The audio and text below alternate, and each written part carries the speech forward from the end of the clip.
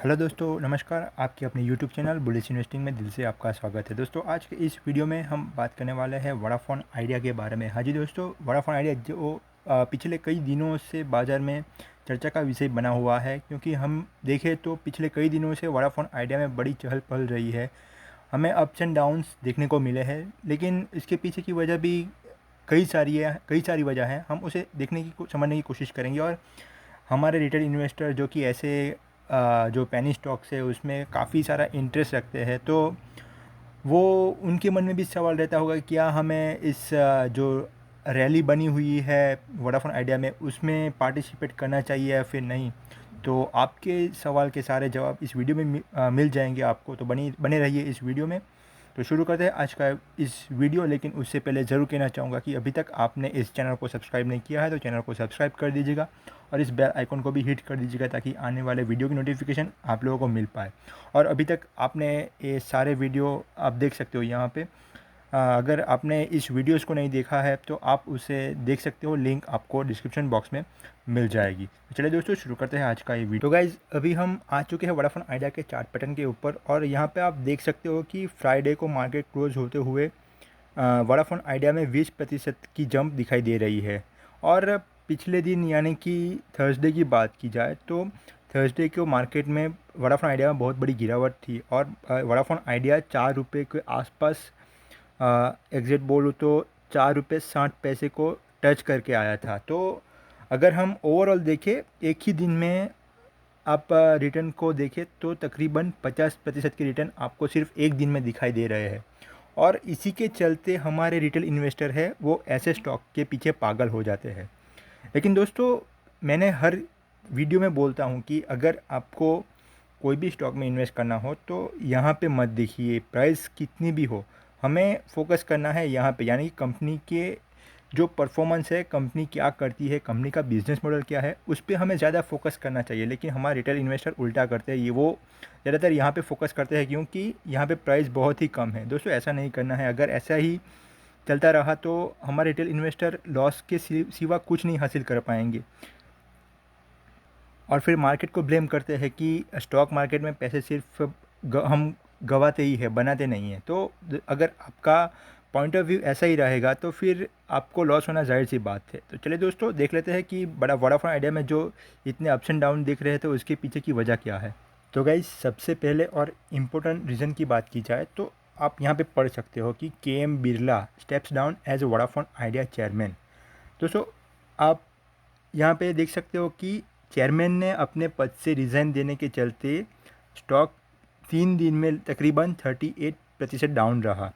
तो हमारे retail investor जो है वो ऐसी चीज़ों को बहुत लाइटली लेते हैं कि अगर मान ले कोई मैनेजमेंट से कोई बंदा अपनी पोजीशन से रिज़ाइन दे रहा है तो उसके चलते स्टॉक में क्या फ़र्क पड़ता है। लेकिन दोस्तों, इससे बहुत ही मतलब आप बोल सकते हो कि स्टॉक को काफ़ी ज़्यादा वो बातें प्रभावित करती है। एग्जांपल आपके सामने है, लेकिन हमारे रिटेल इन्वेस्टर ऐसी चीज़ों को बहुत लाइटली लेते हैं। दोस्तों गाइज, मैंने हाल ही में ही एक वीडियो बनाया था हैप्पीएस्ट माइंड के बारे में। उस वीडियो में मैंने बताया था कि जो मैनेजमेंट रहता है उसका इम्पोर्टेंस क्या होता है। तो गाइज, ये जो 38% की गिरावट रही उसके पीछे और एक भी वजह है। तो चलिए आ जाते हैं उस वजह पे दोस्तों। लेकिन उससे पहले दोस्तों, आपको एक और चीज़ दिखाना चाहता हूँ। जैसे कि आप यहाँ पे देख सकते हो, आपको मालूम है कि जो वोडाफोन आइडिया और बाकी टेलीकॉम कंपनी है उस पे जो सुप्रीम कोर्ट है उन्होंने एजीआर ड्यूज़ डिक्लेयर किया है। 10 सालों में जो उस सारी टेलीकॉम कंपनियों को वो ड्यूज़ पे करने हैं। एजीआर ड्यूज़ जो है उसमें वोडाफोन आइडिया है और एयरटेल और बाकी सारी भी है। हम सिर्फ वोडाफोन आइडिया के बारे में बात करेंगे। तो जैसे कि आप यहाँ पे देख सकते हो, जो वोडाफोन आइडिया है उस पे जो एजीआर ड्यूज़ है वो टोटल सुप्रीम कोर्ट ने लगाया था 58,254 करोड़। तकरीबन आप बोल सकते हो कि 58,000 करोड़ वोडाफोन आइडिया को पे करने हैं। उसमें से अभी तक वोडाफोन आइडिया ने सिर्फ 7,800 करोड़ ही पे कर पाया है, और बाकी के ड्यूज़ देखें तो बैलेंस आप देख सकते हो यहाँ पे बैलेंस एजीआर ड्यूज़, यानी कि इतना पे करना तकरीबन 50,000 करोड़ पे करना बाकी है। दोस्तों, ये अमाउंट वोडाफोन आइडिया के लिए बहुत बड़ी है। अगर हम वोडाफोन आइडिया की बैलेंस शीट देखेंगे तो हमें पता चलेगा कि कंपनी का जो परफॉर्मेंस है उसके चलते ये जो एजीआर ड्यूज़ है वो पे कर पाना कंपनी के लिए कितना दिक्कत की बात है, वो हम आने वाले पार्ट में देख लेंगे जब हम बैलेंस शीट चेक करेंगे। तो चलिए दोस्तों, अभी आ जाते हैं जो मैंने बताया था कि दूसरा रीज़न जिसके चलते जो स्टॉक है वो 38% गिरा है। तो दोस्तों, दूसरे रीज़न की बात की जाए तो यहाँ पे हम देख सकते हैं कि वोडाफोन आइडिया जो जॉइंट वेंचर है और उसकी पेरेंट कंपनी वोडाफोन है, तो उसके जो सीईओ है निक, उन्होंने कंपनी में जो फ्रेश फंड का इन्फ्यूज़न यानी कि फ्रेश फंड डालने के लिए मना कर दिया है। यहाँ पे आप देख सकते हो, rule out fresh fund infusion in Vodafone Idea.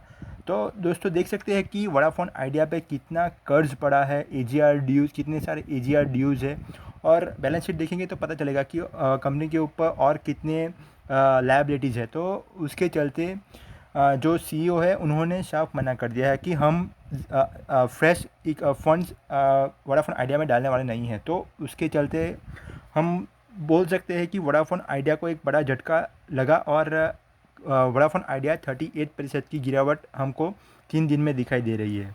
तो गाइस, अभी तक हमने जितनी भी रीजंस देखे वो वोडाफोन आइडिया के खिलाफ थे, यानी कि वो एक नेगेटिव पॉइंट्स थे जिसके चलते हमने देखा कि वोडाफोन आइडिया में हमें गिरावट दिखाई दे रही है। लेकिन दोस्तों, एक पॉजिटिव न्यूज़ भी आई थी पिछले हफ्ते, जिसके चलते वोडाफोन आइडिया हमें फ्राइडे को 20% से जंप करने को देखने को मिला था। तो चलिए दोस्तों, क्या है वो न्यूज़, उस पर हम आ जाते हैं।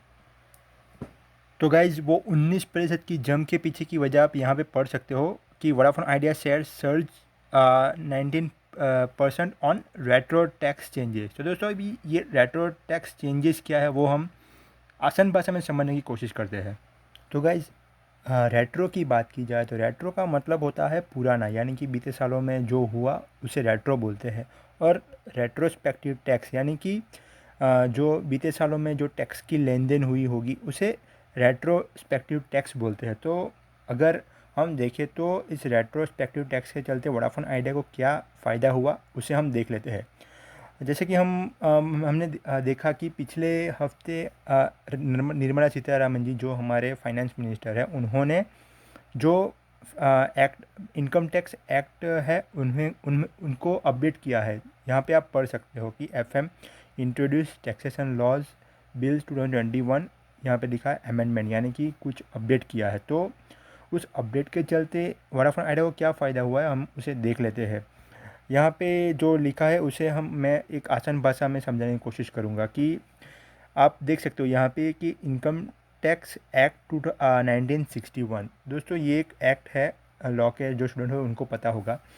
तो ये जो एक्ट है उसके चलते वोडाफोन आइडिया ने बीते सालों में जो टैक्स पे किया होगा वो वोडाफोन आइडिया को वापस मिल रहा है, क्योंकि जो एफएम है हमारे फाइनेंस मिनिस्टर, उन्होंने इस एक्ट में चेंजेस किए हैं और उस चेंजेस के चलते वोडाफोन आइडिया ने जो भी पीछे बीते सालों में जो टैक्स पे किया है वो टैक्स उन्हें वोडाफोन आइडिया को रिफ़ंड मिल रहा है। तो ये वोडाफोन आइडिया के लिए अच्छी बात है। तो दोस्तों, हम बोल सकते हैं कि ये जो न्यूज़ थी उसके चलते वोडाफोन आइडिया को हमने देखी कि 20% की जंप फ्राइडे को देखने को मिली। तो उसके पीछे का रीज़न यही है, क्योंकि हमें भी पता है कि वोडाफोन आइडिया को पैसों की कितनी ज़रूरत है और उस पर उसी ऐसी सिचुएशन में जो ऐसी न्यूज़ आ जाती है तो एक वोडाफोन आइडिया के लिए एक अच्छी बात है। लेकिन दोस्तों, ये जो टैक्स रिफ़ंड वाली बातें रहती है वो कभी कभार होती है, लेकिन हमें अगर कंपनी का एक्चुअल परफॉर्मेंस देखना हो तो वो तो हमें बैलेंस शीट और रिजल्ट से ही पता चलता है। तो चलिए दोस्तों, देख लेते हैं कि वोडाफोन आइडिया का जो रिज़ल्ट है वो कैसा है। दोस्तों, रिज़ल्ट की बात की जाए तो अभी तक Q1 यानी कि जून के क्वार्टर का रिज़ल्ट अभी तक डिक्लेयर नहीं हुआ है। तो हम मार्च का रिज़ल्ट को स्टडी करेंगे तो यहाँ पे हम देख सकते हैं कि ऑपरेटिंग प्रॉफिट की बात की जाए तो वो हमें एक पॉजिटिव वे में दिखाई दे रहा है, 4,408 करोड़ के आसपास। लेकिन दोस्तों, अगर हम ओवरऑल देखें यानी कि नेट प्रॉफिट देखें तो गाइस, गेम चेंज, मतलब यानी कि टोटली सीन चेंज ही हो जाता है। हमें पॉजिटिव में से सीधा नेट प्रॉफिट नेगेटिव में आते हुए देखने को मिल रहा है, 7,000 करोड़ के आसपास। उसका रीज़न भी हम समझने की कोशिश करें तो ये हम देख सकते हो कि इंटरेस्ट, दोस्तों, कंपनी अपना जो डेप्ट यानी कि कर्जा है उस पर उस पर कई ज़्यादा इंटरेस्ट दे रही है, तो हम कह सकते हैं कि कंपनी ने अच्छा खासा कर्जा उठाया होगा, तभी जाके हम बोल सकते हैं कि ऑपरेटिंग प्रॉफिट प्लस में से सीधा नेगेटिव नेट प्रॉफिट हमें को दिखाई दे रहा है। तो देख लेते हैं कि कंपनी का जो कर्जा और बाकी की लायबिलिटीज़ क्या है, वो हम बैलेंस शीट से पता करने की कोशिश करेंगे। तो गाइस अभी हम आ चुके हैं कंपनी की बैलेंस शीट के ऊपर। तो दोस्तों सबसे पहले रिजर्व्स की बात की जाए तो रिजर्व्स दोस्तों हमें नेगेटिव देखने को मिल रहा है, जो कि एक बहुत ही ख़राब बात है किसी भी कंपनी के लिए। अगर आपके रिजर्व्स नेगेटिव है तो हम उस कंपनी से कुछ एक्सपेक्टेशन कुछ नहीं रख सकते कि कंपनी आने वाले सालों में डिविडेंड देगी या स्प्लिट या देगी, बोनस देगी, क्योंकि कंपनी के पास खुद के पास नेगेटिव रिजल्ट है, तो हम उस पर कुछ एक्सपेक्टेशन कुछ नहीं रख सकते।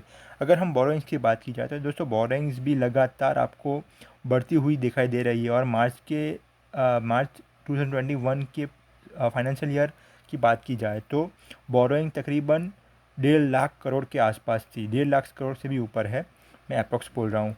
तो हम देख सकते हैं कि बैलेंस शीट से भी पता चलता है कि कंपनी ने कितना हेवी कर्जा उठाया। तो गाइस कंपनी का ओवरऑल परफॉर्मेंस देखें तो कंपनी का परफॉर्मेंस एक ठीक ठाक है, क्योंकि हम बोल सकते हैं कि कंपनी एक लॉस मेकिंग कंपनी है, क्वार्टर ऑन क्वार्टर बेसिस पे भी और ईयर ऑन ईयर बेसिस पे भी। तो पता नहीं क्यों हमारे रिटेल इन्वेस्टर यहाँ पे क्यों ज़्यादा अट्रैक्ट होते हैं, लेकिन दोस्तों एक प्लस पॉइंट या एक सपोर्टिव वे में आप ले सकते हो वो चीज़ है, वो उसकी शेयर होल्डिंग पैटर्न है। दोस्तों प्रमोटर्स यहाँ पे हम देख सकते हैं कि प्रमोटर्स ने अपनी होल्डिंग्स बरकरार रखी है 72% के आसपास। अभी इसका मतलब हमारे रिटेल इन्वेस्टर ये ले लेते हैं कि कंपनी में कुछ बड़ा होगा। दोस्तों ऐसा नहीं है, अगर ऐसा ही होता तो सब शेयर होल्डिंग पैटर्न देख के जिसमें प्रमोटर्स की होल्डिंग ज़्यादा है उसमें पैसे लगा देते, लेकिन दोस्तों ऐसा नहीं है। अगर हम दूसरे कंपनी यानी कि रिलायंस, जो अनिल अंबानी की रिलायंस है, उसमें आप देखोगे तो वो एक सभी उनकी लॉस मेकिंग कंपनियाँ हैं, और प्रमोटर्स की होल्डिंग आप देखोगे कि 5%, 3% ऐसी दिखाई देगी। लेकिन यहाँ पे एक अच्छी बात है, लेकिन अभी इसका मतलब ये नहीं है कि इसमें कंपनी में कुछ अच्छा होगा, वो तो आने वाले सालों में हम देख ही लेंगे। तो गाइज़ मैं इतना ही कहना चाहूँगा कि अगर आप वोडाफोन आइडिया से जितना दूर रहोगे उतना आपके लिए अच्छा है, क्योंकि यहाँ पे आप देख सकते हो कि पंप एंड डंप का जो हम बोलते हैं ना, पंप एंड डंप करते हैं स्टॉक को, वो आपको दिखाई दे रहा है। वो ऐसी चीज़ें चलती ही रहेंगी, क्योंकि कंपनी का कुछ जो परफॉर्मेंस देखा उसके चलते हम बोल ही नहीं सकते कि कंपनी वापस खड़ी होगी। और हमारे रिटेल इन्वेस्टर को जो उनके जो सेंटिमेंट्स है वो उन पे वो काबू नहीं रख सकते, और सोचते हैं कि ये वोडाफोन आइडिया वापस से जो अपना हाई था तकरीबन 100 के, हम बोल सकते हैं कि वहाँ से जो गिरकर 7 पे है तो वापस जंप करके 100 पे जाएगा। लेकिन दोस्तों ऐसा नहीं है, ऐसा करने के लिए कंपनी को अच्छा परफॉर्मेंस देना पड़ेगा, लेकिन हमारे रिटेल इन्वेस्टर यहाँ पे ही फंस जाते हैं। मैंने जैसे वीडियो के स्टार्टिंग में ही बोला कि प्राइस कम प्राइस में मिल रहा है तो ख़रीद लो। दोस्तों ऐसा नहीं है। मुझे पता है दोस्तों आज की जो बातें मैंने बोली इस वीडियो में कई सारे रिटेल इन्वेस्टर को पसंद नहीं आएगी, लेकिन दोस्तों जो फैक्ट है मैं वो बोल रहा हूँ। और हमें भी पता है कि कितनी मेहनत से पैसे कमाए जाते हैं, और ऐसे हमारे जो मेहनत के पैसे हैं ऐसी कंपनी में डालने से बेहतर है कि कुछ जो फंडामेंटली स्ट्रॉन्ग शेयर है उसमें डालिए। मार्केट में आपको कई सारी फंडामेंटल स्ट्रॉन्ग शेयर मिल जाएगी। और वोडाफोन आइडिया के सर्वाइवल के बारे में जो बड़े बड़े एनालिस्ट हैं उन लोगों का मानना है कि अगर कोई बड़ी कंपनी वोडाफोन आइडिया को एक्वायर कर लेती है तभी इस वोडाफोन आइडिया का सर्वाइवल पॉसिबल है। तो दोस्तों जिस कंपनी का सर्वाइवल ही खतरे में है तो उस कंपनी में पैसा इन्वेस्ट करके अपना जो कैपिटल है उसे रिस्क में क्यों डालना। तो बेहतर है कि ऐसी कंपनियों से दूर रहिए, और जितना हो सके फंडामेंटली स्ट्रॉन्ग शेयर के साथ बने रहिए।